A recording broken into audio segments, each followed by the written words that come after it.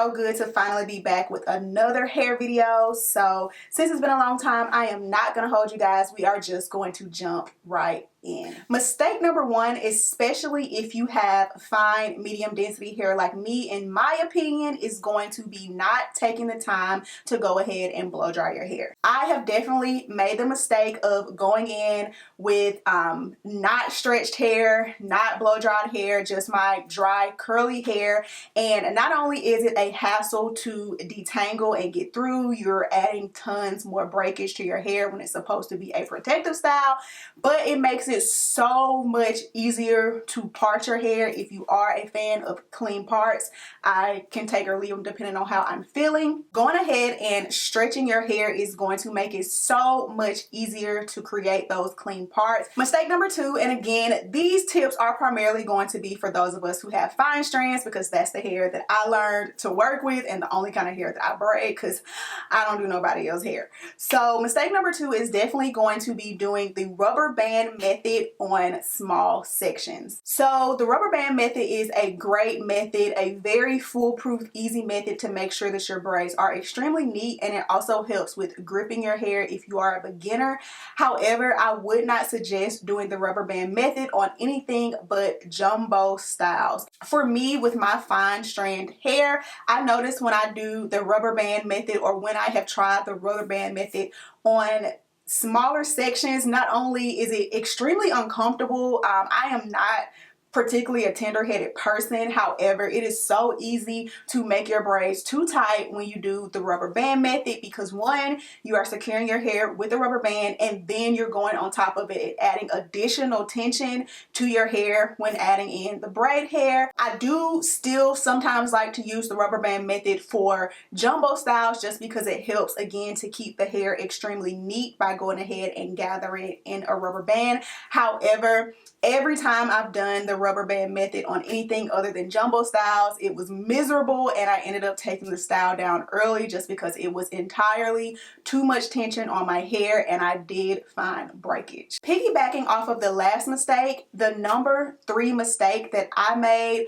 when learning how to braid my hair was using too heavy or too much of a hold in the gels that I use to style my hair. And particularly, I know a lot of us like to use the Style Factor gel. You guys have heard me talk about this gel in particular for my fine strands in the past. It is not something that works for me for a wash and go. It has just too much hold. It is too strong of a hold, but a lot of people do like to use it for their protective styles and, you know, for laying their edges and things like that. For me, I do like to use the Style Factor gel, but only, again, on medium to larger styles, only because the gel dries so hard and crispy. I feel like when I do it on smaller styles, again, with my fine strands, it's just too much hold. It leads to breakage, and not only that, my styles feel tighter because they're literally freezing at the root where I apply the product. Now, of course, everybody is different, and it could be different for you if you use a smaller amount, but personally for me, I do not like to use that gel. Like for braids this size, I did not use the Style Factor gel just because it has too much of a hold, and my hair would just feel too tight, and it would be too much tension on my fine strands. So you can, you know, make that decision based on you and your hair. However, for braids this size and smaller, I like to use something like jam, or even not even that, just like a nice defining curl cream or something, because the sections are so small. I don't necessarily need to make sure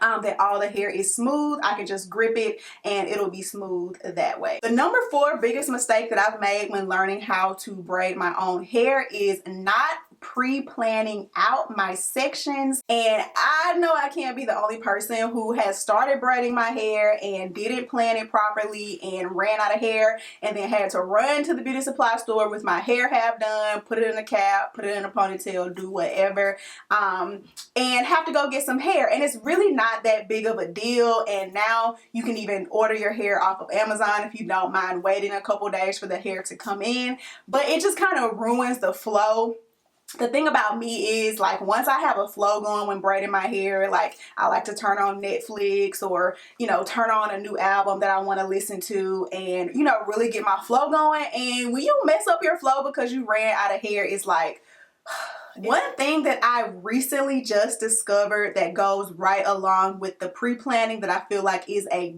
game changer. I don't know if you guys have ever seen or heard of this, but I recently discovered the pre-sectioned hair.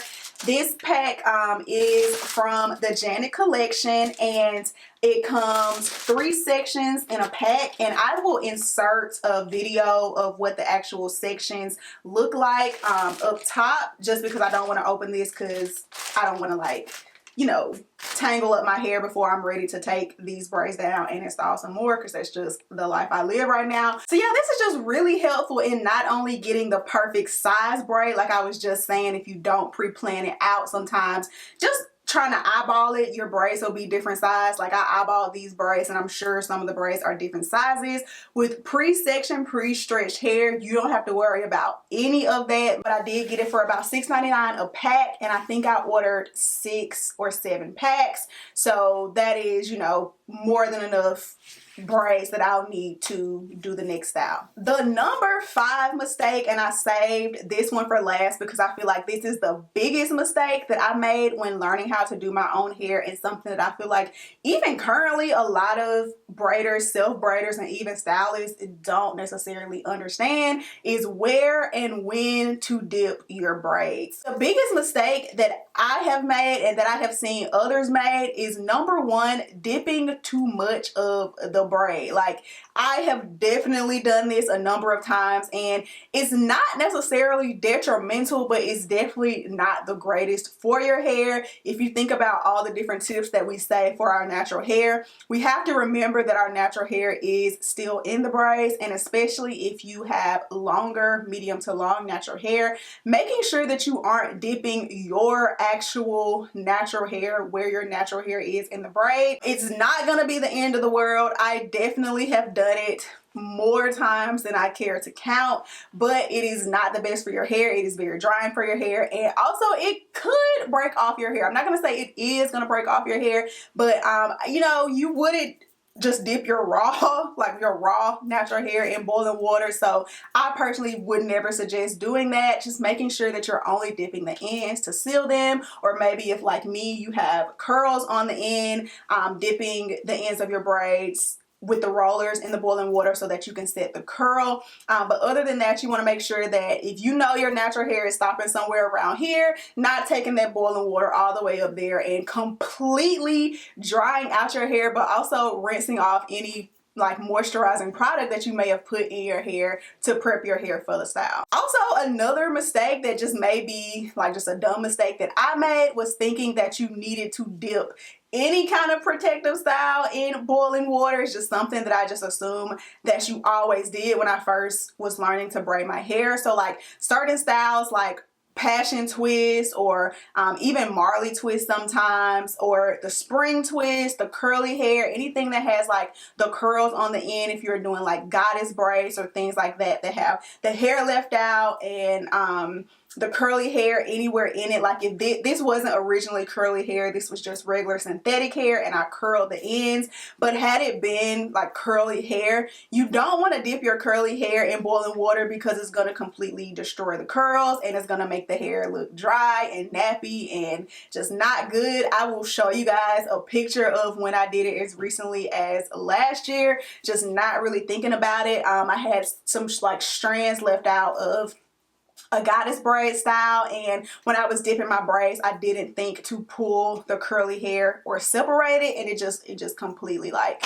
ruined the style. I was able to fix it just by recurling the hair, but of course after that the hair was just a little like, it just didn't look as good. And then last but not least, I just said I was going to mention a bonus tip that I feel like everybody knows, but I'm just going to say it because no matter how much I know this, I still almost always do it, which is making sure that you aren't making your braids too tight. When I'm braiding my hair, another way that I ensure that I'm not making it too tight is that I go ahead and braid it down maybe 3 times, and then I like shift the braid and make sure that I can, you know, like lift it or move it or like twist it around. And like I don't want it to be so loose that when I push it, you know, like it gives that like mushroom effect.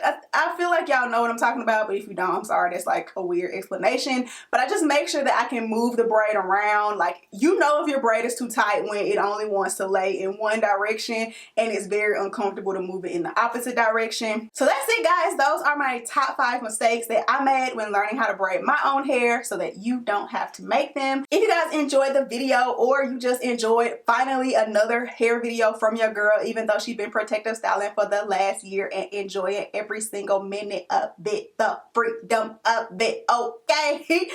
Make sure that you give this video a thumbs up, and if this was your first time visiting the channel, make sure that you hit that subscribe button so you can become a cousin and join the family. I love you guys so much. OG cousins, say what's up in the comment section, and I will see you guys sooner than you think in the next upload.